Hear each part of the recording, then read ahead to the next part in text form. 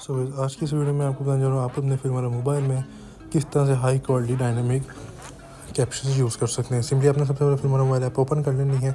Open करने के बाद आपके सामने कुछ इस तरह का इंटरफेस शो हो जाएगा। कैप्शंस का A auto cut, text to video remove और कैप्शंस का आपको यहाँ पे टैप शो हो जाएगा। सिंपली आपने कैप्शंस पे क्लिक करना है। क्लिक करने के बाद आपने अपनी फुटेज को यहाँ पे इंपोर्ट कर लेना है। Is it a smart idea to plug a random USB? Import करने के बाद आप देख सकते हैं हमारी जो फुटेज है वो यहाँ पे इंपोर्ट हो चुकी है। यहाँ पे आपके सामने लैंग्वेजेस शो हो जाएंगी, इंग्लिश, यूनाइटेड किंगडम, जो उनसे भी आप यूज़ करना चाहिए वो आप यूज़ कर सकते हैं। और आप लेदर से भी कस्टम ऐड कर सकते हैं। सिंपली आपने इस पर ऐड करना है। Is it a smart idea to plug? Add करने के बाद आप देख सकते हैं हमारी जो फुटेज है वो हमारी ऐड हो चुकी है। यहाँ पे आपके सामने नीचे शो हो जाएंगे टेम्पलेट्स, अलग अलग किस्म के टेम्पलेट्स शो हो जाएंगे, एक्सपोर्ट और प्रोजेक्ट एडिटिंग शो हो जाएगा। सिंपली आपने प्रोजेक्ट एडिटिंग में क्लिक करना है।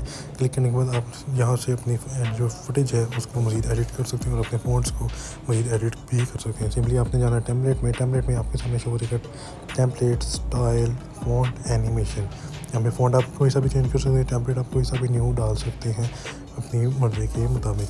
तो यही था आज की इस वीडियो में। अब मैं आपको दिखाता हूँ इसका आपका final output. To plug a random USB into your computer? No. Am I going to do it anyway? Yeah. They say curiosity killed the cat, but hopefully it also doesn't kill.